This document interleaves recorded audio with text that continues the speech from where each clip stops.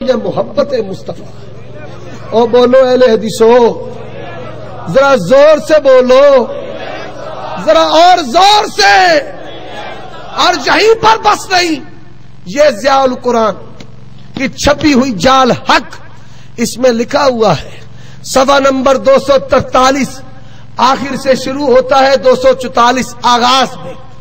شاہ arable 7ویں صدی میں میلاد کو ایجاد کرتا ہے، اور اس کے بعد ابن دہیہ کلبی سرکاری ملا، جس طرح مولوی ڈیزل اور یہ ان کے نام لوں گا بڑی تکلیف ان کو ہوگی، سرکاری ملا. اور اہل حدیثوں سنو، ان لوگوں نے کتنا غضب ڈھایا ہے. یہ حلوے کی سیاست کرنے والے، پیٹ پہ دین چمکانے والے. آؤ، تمہیں پاکستان سے کوئی محبت پیار نہیں. کیا چاہتے ہیں؟ ٹوٹ جائے بارڈر، ٹوٹ جائے پاکستان. کیوں؟ ادھر بریلی شریف ہے نا، ادھر اجمیر ہے نا، اور قادیان ہے، اور بھی ہے. یہ تمہارا تعلق ہے. اور سنو، علماء وہابیہ نے پیٹ پر دین کا دار و مدار نہیں رکھا، اکابر پر نہیں رکھا، قبر پر نہیں رکھا، حلوہ پر نہیں رکھا.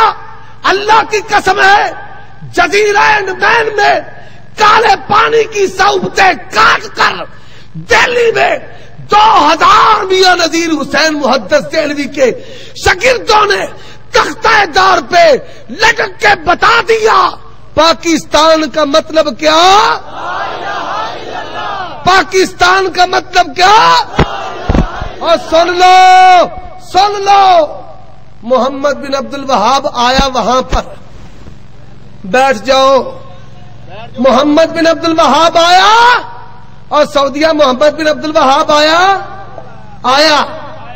جب تک پاکستان کے در و دیوار سے اے بوٹے شاہ تے کھوتے شاہ تے توتے شاہ تے بٹیرے شاہ تے گامے شاہ، یہ جتنے زمینی معبودان باطلہ ہیں، جب تک ان کو ختم نہیں کرو گے کبھی بھی اس ملک میں امن سکون ہو سکتا نہیں.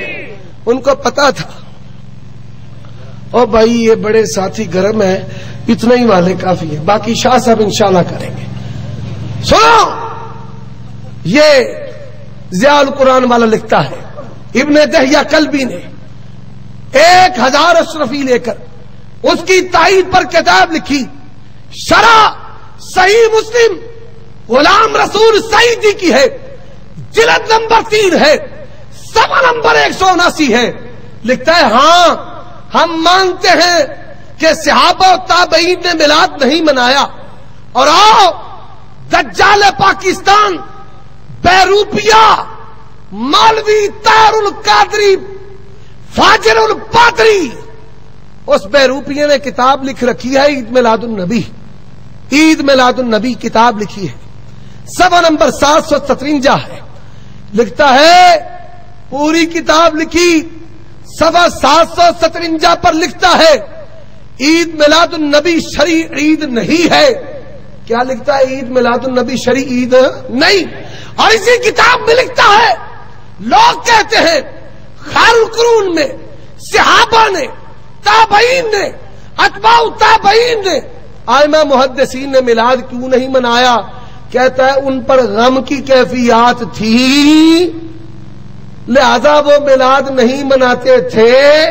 میں نے کہا ظالم، صحابہ و تابعین پر غم کی کیفیات، اور تو شیطان کی طرح اچھل کر ساتھ یہ شعر پڑے، ہزاروں عیدیں نثار تیری چہل پہل پل اے ربیع الاول، سوائے ابلیس کے جہاں میں سبھی تو خوشیاں منا رہے ہیں.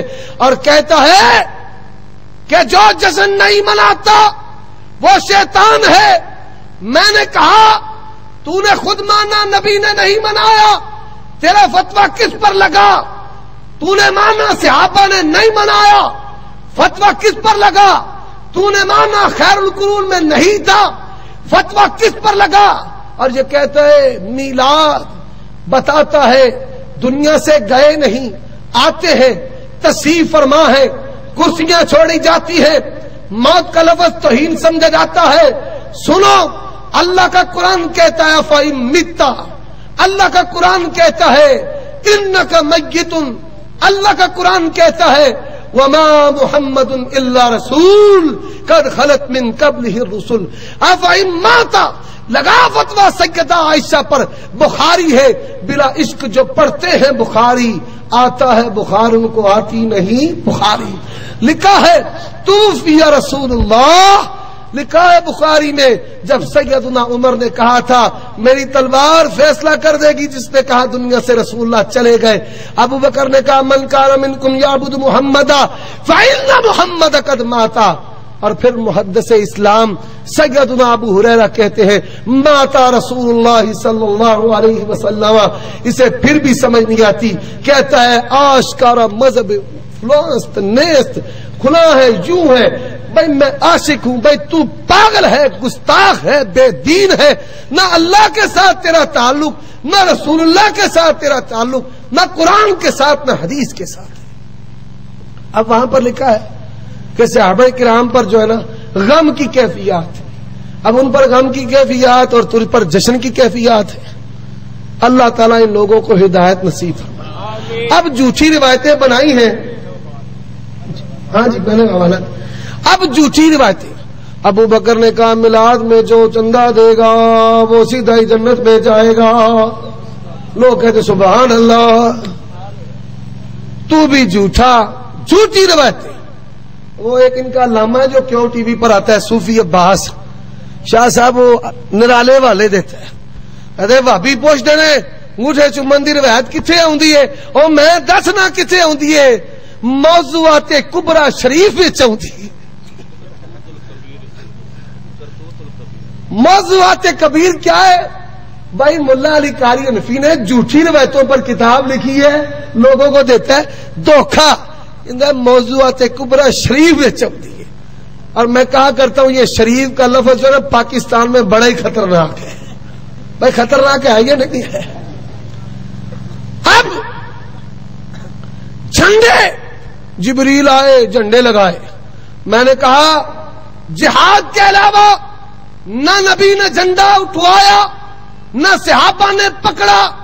یہ چھتوں پر جھنڈے لگانا کس کی سنت ہے؟